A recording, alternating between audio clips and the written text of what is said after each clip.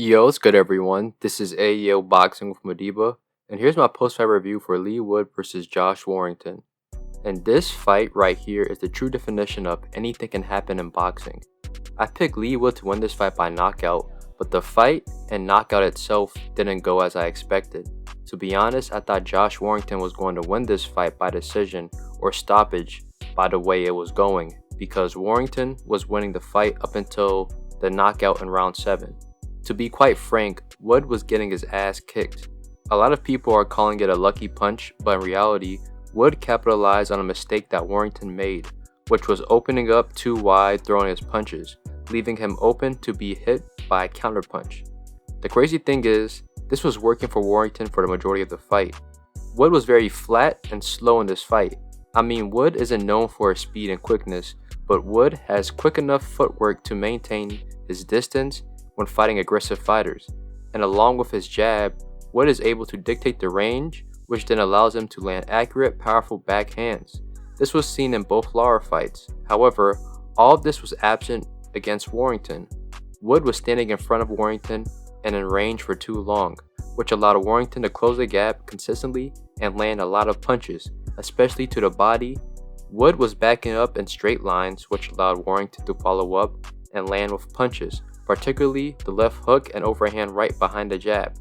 Wood's head was on the line with no head movement, and he kept his chin out there, making it an easy target to get hit by jabs, left hooks. I mean, Warrington was out jabbing Wood, and Wood had no real jab in this fight as well. Wood was throwing an inconsistent jab which gave Warrington no resistance whenever he tried to close the distance. This allowed Warrington to close the gap and throw wide, looping punches that would land. But I also have to give credit to Warrington because he took away Wood's jab by countering it. Warrington was fighting very well. His scrappy and rough style was giving Wood a lot of problems, and he managed to hurt Wood several times.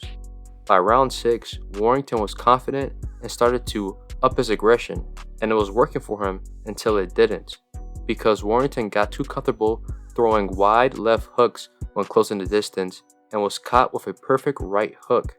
Despite losing, I was more impressed with Warrington. I like Wood, but he looked vulnerable in this fight. Maybe it was the weight cut, or maybe Warrington almost had his number. Regardless, Wood definitely has things to work on, especially since he's going to 130 now. I honestly believe that the pseudo Philly shell shoulder roll guard that he uses will get him in trouble sooner or later. Warrington, on the other hand, looks like he can still compete at the highest levels at featherweight, so maybe staying out of retirement might work for him. But who knows, this is boxing, anything can happen. But thank you for tuning in with AEO Boxing with Madiba. Hit like and subscribe, and more content's coming your way.